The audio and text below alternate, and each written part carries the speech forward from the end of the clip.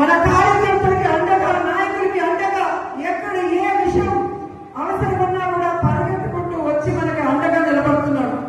కాబట్టి కార్యకర్తలకు చెప్పిన ఒకటే, ధైర్యంగా ఉండండి. తప్పు చేసిన వాళ్ళు ధైర్యంగా ఉన్నప్పుడు తప్పు చేయని మనం, సంక్షేమం అభివృద్ధి చేసిన మనం ఎందుకు భయపడాలని కూడా ఈ సందర్భంగా తెలియజేసుకుంటున్నాం. మీకు నియోజకవర్గంలో నేనున్నాను, జిల్లాలో కర్ణాటక గారు ఎంపీ ఉన్నారు, రాష్ట్రంలో జగన్మోహన్ రెడ్డి గారు ఉన్నారని కూడా మేము అందరికీ తెలియజేసుకుంటున్నాం.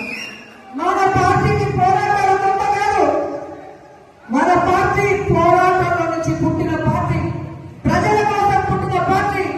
ఈ రాష్ట్రాన్ని అభివృద్ధి చేయాలి అని ఏ కలవైతే వైఎస్ఆర్ గారు కన్నారో వాటన్నింటినీ కూడా 60-70 సంవత్సరాలు ఈ ప్రజలకు అందుబాటులోకి రావాలి అని పార్టీ పెట్టి మీకోసమే ముందుకు నడిచిన జగనన్న పార్టీ, ప్రజల పార్టీ, మన పార్టీ.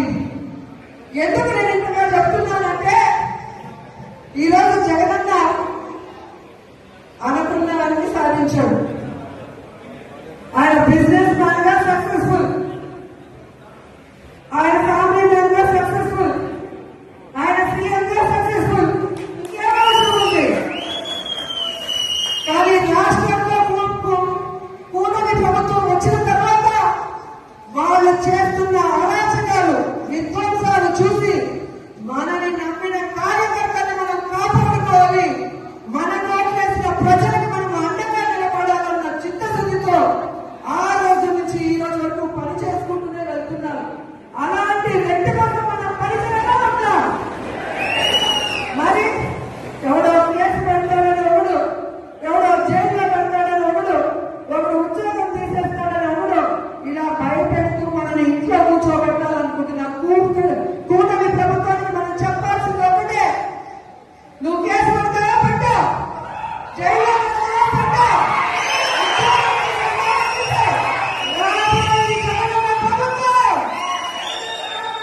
కేసులు పెట్టడానికి, విధ్వంసాలు సృష్టించడానికి వడ్డీతో సహా ఇచ్చేస్తాం.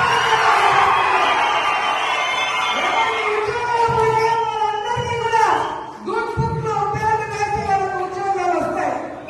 ఎవరైతే ప్రభుత్వంలో ఇబ్బంది పడ్డారో ఆ ఇబ్బందుల నుంచి వాళ్ళకి బయటపడేసి వాళ్ళకి ఫస్ట్ ప్రయారిటీ ఇస్తామని కూడా ఈ సందర్భంగా తెలియజేసుకుంటున్నాం. ఇప్పటికే జగన్మోహన్ రెడ్డి గారు ప్రకటించిన విధంగా రైతులకి అండగా రాష్ట్ర వ్యాప్తంగా మొన్ననే పోరాటం జరిగింది. రేపు ఈ విద్యుత్ బిల్లుల పెంపు మీద రాష్ట్ర వ్యాప్తంగా నియోజకాల వారీగా ఉద్యమం జరుగుతుంది. అందరూ కూడా వచ్చి ఆ ఉద్యమంలో పాల్గొనాలని కూడా ఈ సందర్భంగా తెలియజేసుకుంటున్నారు. అలాగే జనవరి 3వ తేదీ విద్యార్థుల కోసం ఫీజు రియంబర్స్మెంట్ కోసం జగనన్న పిలుపునిచ్చాడు. అందులో కూడా మనం అందరం పాల్గొనాలి, ఈ ప్రభుత్వానికి బుద్ధి చెప్పాలని కూడా ఈ సందర్భంగా తెలియజేసుకుంటున్నాను. ఎందుకంటే మనం సైలెంట్ గా ఉంటే పచ్చ ఛానల్లో అబద్ధాలు చెప్పడం తప్ప ఇంకోటి చేయదు. ప్రజలు ఎలా ఇబ్బంది పడుతున్నారు, విద్యార్థులు ఎలా మోసపోయారు, మహిళలు ఎలా కన్నీళ్లు పెడుతున్నారో రాష్ట్రం అంతా తెలియాలి. ఒక ఉద్యమంగా ఈ కూటమి ప్రభుత్వాన్ని ముంచివేయాలని కూడా ఈ సందర్భంగా తెలియజేస్తున్నారు. ఈరోజు ఇంత వర్షంలో కూడా పార్టీ సర్వసభ సమావేశం అనగానే ఈరోజు ఒక్కొక్కరు జగనన్నకి మేమున్నామంటూ బయటకు వచ్చినందుకు మీ అందరికీ పాదాభివందనాలు తెలియజేసుకుంటూ ఈ కార్యక్రమాన్ని ఇక మన ఎంపీ గురుమూర్తి గారు మాట్లాడాలని ఆయనకి హ్యాండ్ ఓవర్ చేస్తున్నాను. Thank you so much.